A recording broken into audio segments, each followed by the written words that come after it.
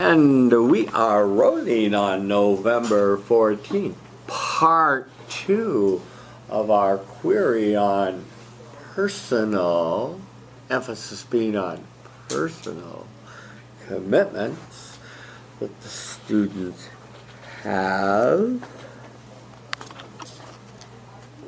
And we are about to hear from Bailey, if I can get you in the frame. They have.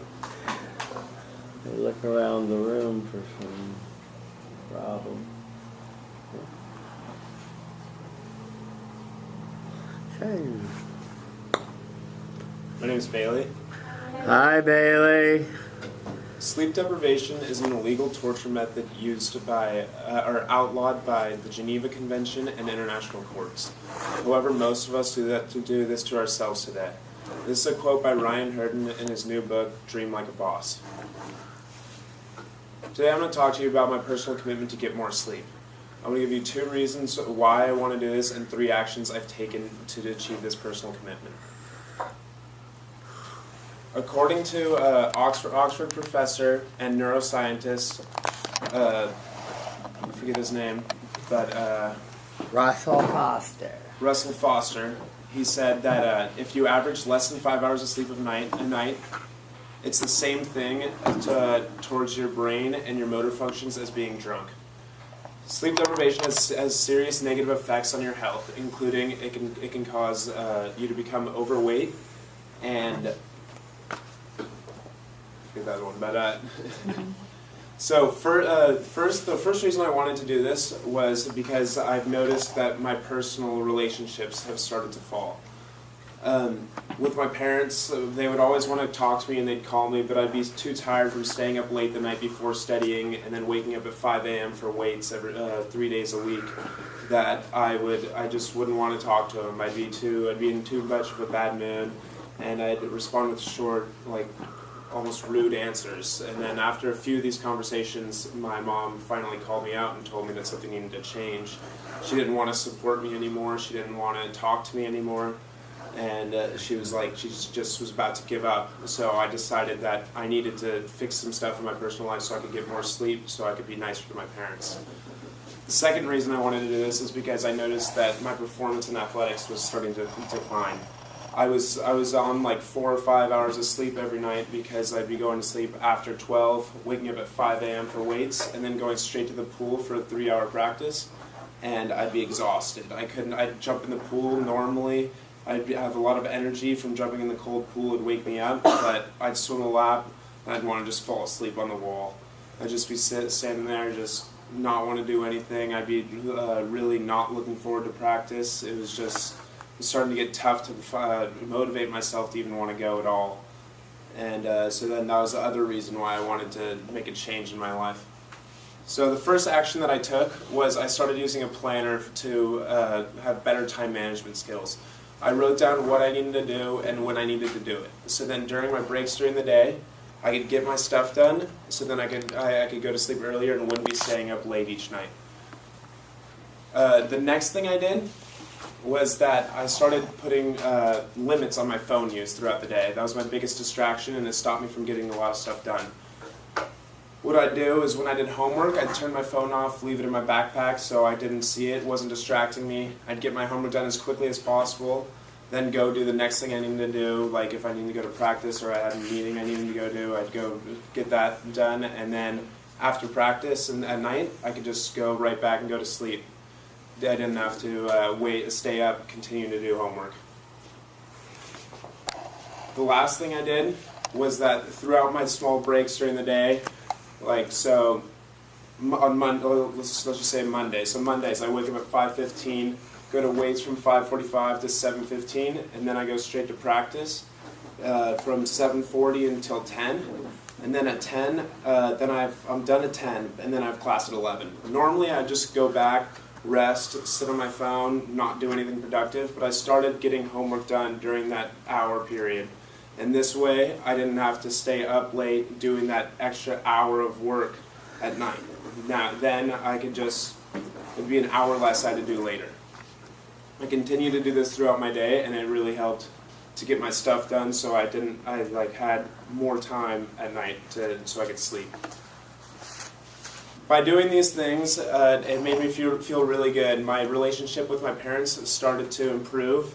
I looked forward to their conversations, and my performances during athletics improved also.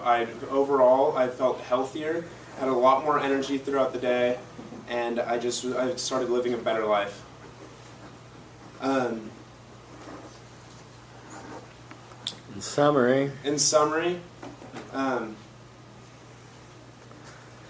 two reasons. Oh yeah, in summary, I gave you 2 reasons why I decided to make this my personal commitment to get more sleep, and 3 actions I took to achieve this. Conclusion. No doubt in this room. Oh yeah, there should be no doubt in this room that I am personally committed to getting more sleep. Tie back. Sorry, what's the first few words of the tie back? Side effects of sleep deprivation. You quoted the Geneva Convention and the torture, remember? Oh, yeah. There are many side effects of sleep deprivation, and it's used as a torture method, or it was used as a torture method that has been outlawed, in other countries for prisoners of war, because it has been considered to be too bad of a torture method, and that's why I made it my personal commitment to stop doing it to myself. Thank you. Thank you, Bailey. What was the time? 5:20. 5:28. Thank you. What do you like about Bailey's personal commitment? Hi, Harmar. I think it's a very good topic. I didn't see him have a personal attitude, but I think that you can also relate to it, so it's a very smart choice. And you also have really good skills. Thank you. Improvement. Hi, I'm Sam. Hi, Sam. I think it felt like you needed to run through it a couple more times on your own, just especially at the end there. Yeah. You got caught up on people, on a few moments. Yeah. Well, it was a timely topic, a good one for college students, and I hope that people not only heard your speech, but were persuaded to reflect on their own sleep habits. And I think you can see, Bailey, how very closely PCs could turn into persuasive speeches, which is why I do the PC right before I do the persuasives, because I want people to be personally committed to a persuasive topic they choose, because it's much more compelling than, say, it's more sticky, to quote our authors. Well, gosh, Ryan Hurd from his book, Dream Like a Boss. I guess that's a good book. I don't know. Is it a bestseller? I don't know. Is it a book about sleep? I don't know. Tell us more about the book and why it's a great quote. But or is it a book about torture? I don't know. But it was a good grabber. I'll say that. Sleep deprivation, yeah, outlawed by the Geneva Convention, yeah. But as your colleagues pointed out, you need to run through this. You need to run through your speech 6 times and you'll know it, and you won't have this need to be problem. Okay? So that's what you need to do. And you'll remember Oxford professor and neuroscientist Russell Foster, so you can build him up and give him credibility. Also, Bailey, if you could write in what Roman 1, 2, and 3 stand for, that's going to help you a little bit. Remember, I'm doing a significant statement. I'm on the main body. I'm doing an intro. This is my second reason, and then these are my actions, and bold them up in your speech, because that's going to help you remember. If you bold up the parts, and that helps your narrative come out and stand out. You put these big long paragraphs out there, and they're hard to remember. And I've said repeatedly, give me outlines, not big long paragraphs. One more time, give me outlines, not big long paragraphs. Okay? Yeah. On the your actions, I thought they were all consistent with your PC. I especially liked the fact that you're getting along better with your parents. I'm very proud of your mother for telling you she's going to cut you off when you were acting like a jerk. There's no reason to be disrespectful to your parents. It's uncalled for and it's wrong. And some parents actually, let that stuff go, but they come to regret it, spare the rod and spoil the child. Big mistake. Anyway, your summary. You finally remembered, and your conclusion, no doubt in this room, what you're committed to. Let's talk about your connives. Fewer filler words. Show your emotions to your audience and feel more comfortable being in front of the group. How to go? I still used a decent amount of filler words. I have trouble not saying quite a bit, even in just regular conversation throughout the day. Good. And Good. I did feel more comfortable Great. up here because Great. now that it's been the third time, it's definitely become easier. What was the last? Oh, yeah, I said it again. What was the last one? Connect with my audience. Yeah, I felt that I connected better. Mm-hmm. Felt that Yes.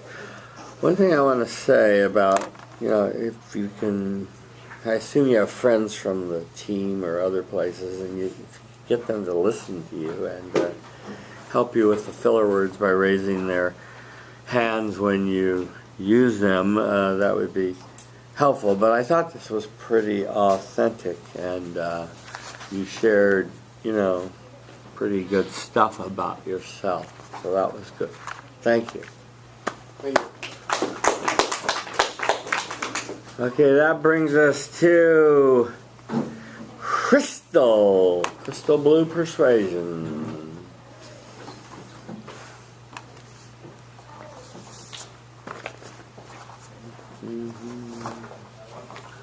Hi, Crystal. How you doing? You need a stapler? No, you don't. Okay.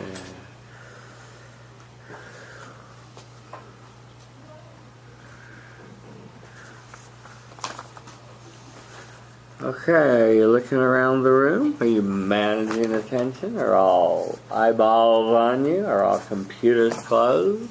Phones away? Yes, look over here, this guy. Rock and roll. Hi, I'm Crystal. Hi, Crystal.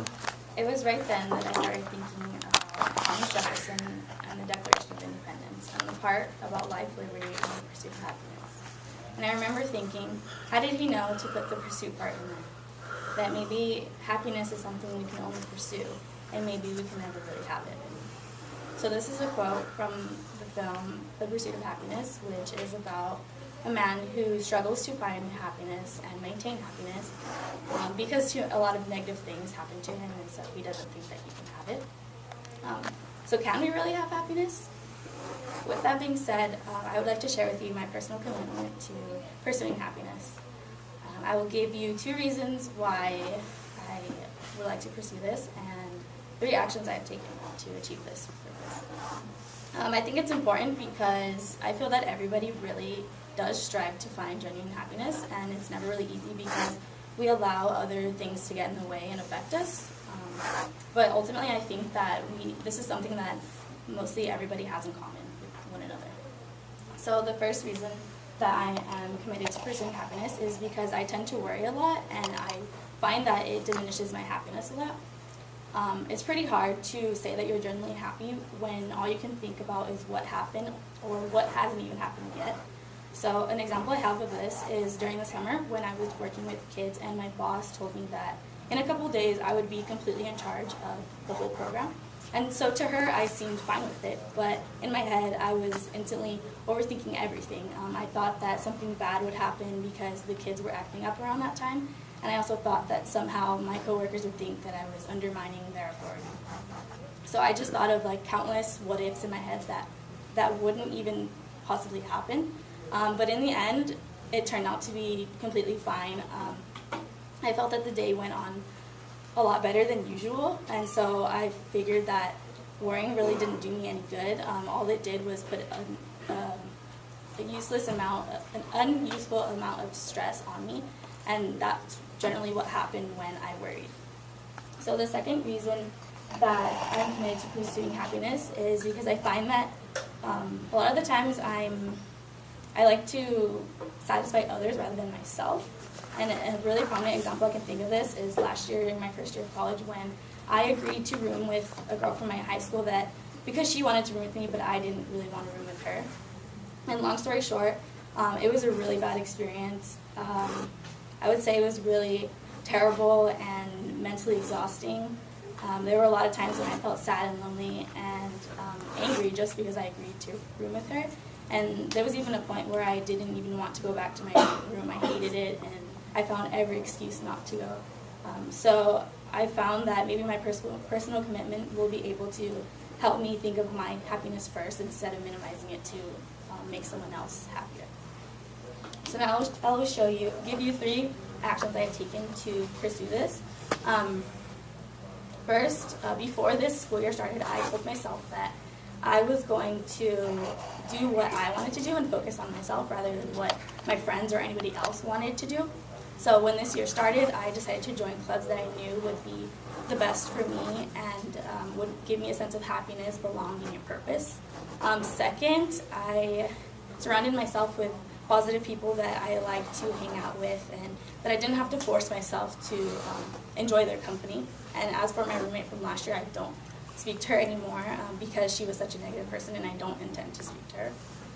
And third, I try to not dwell on the past as much because there isn't really anything that I can do about it anymore. And when I do think about the future, I try not to let it get to the point where I start to overthink and overwhelm myself. When I performed these actions, I instantly felt powerful because I made up my mind that I was going to do these things, so speaking it into existence kind of made it a little bit easier. And although my personal commitment is easier said than done, it just felt really good, having kind of like a sense of initiative, I guess. So in summary, I have given you 2 reasons why I'm personally committed to pursuing happiness and 3 actions I have taken to pursue this. So there should be no doubt in this room that I am personally committed to pursuing happiness. And going back to the quote from before, it can definitely be difficult to pursue happiness, but it's not impossible. I think that it is possible to achieve if you let it, and therefore there will always be obstacles, but there will also always be things to make you happy. So my advice is to follow the things that make your happiness meaningful and make it more than just a simple feeling. Thank you. Thank you. What was the time? 5:13.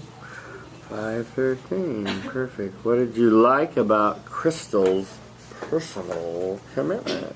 Kyler, Hi, I like Kyler. your stories. I think they're pretty genuine. And I think the topic is something that we can all relate to, so you've got a good connection with the audience too. Okay, good. Improvement. I'm Tess. Hi, Tess. I really liked your speech. I thought it was also relatable. Only suggestion is maybe like talk a little bit louder. It's a good suggestion. So we're going to have a little competition out there. Crystal. Well, you started with Thomas Jefferson and the Declaration of Independence and the pursuit of happiness, which you wondered how he was so wise to put it in there. And so I was sort of looking out for that to be in the ending. You did have some references to happiness, but that would have worked for me as a more vivid tie back. But you got the idea, so that was fine. On the thesis preview, it was good. Your significance statement, I think that you were selling it well for the class, so they were interested in your topic. On your first reason, you told us that you're you were, or have been, or continue to be, I can't quite tell, a worry ward, and you worry about a lot of things, and worry.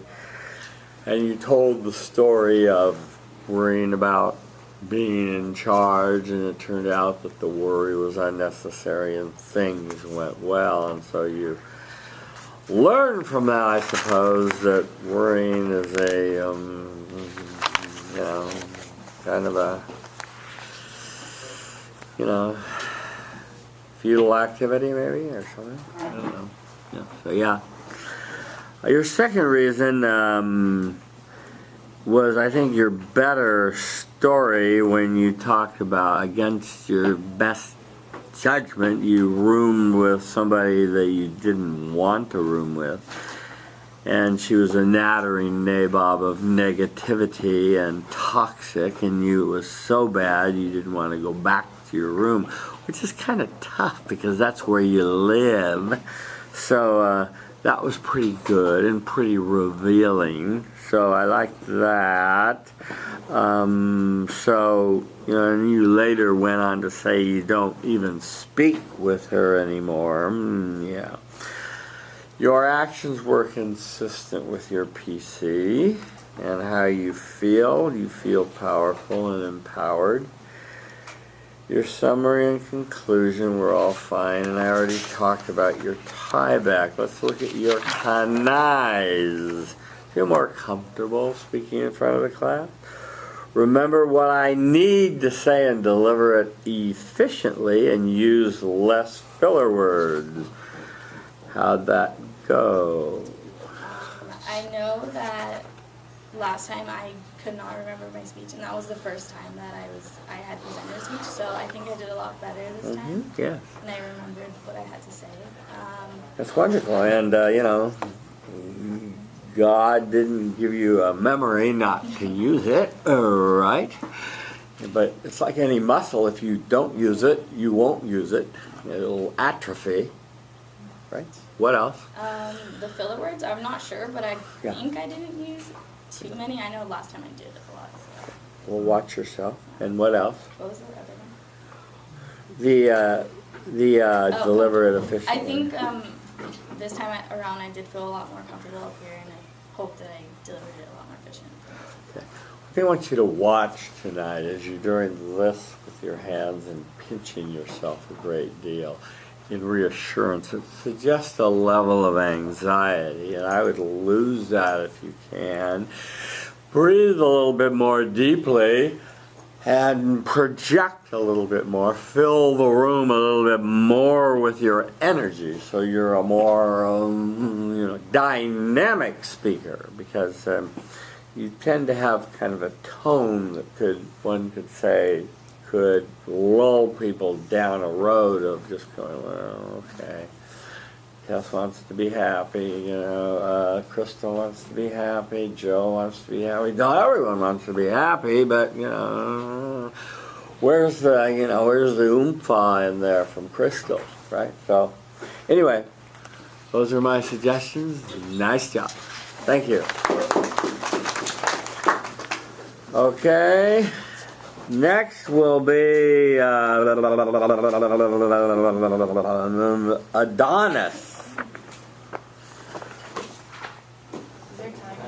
Is there time? Of course there's time.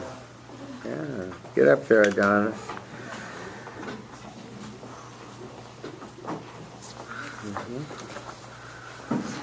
Rock and roll.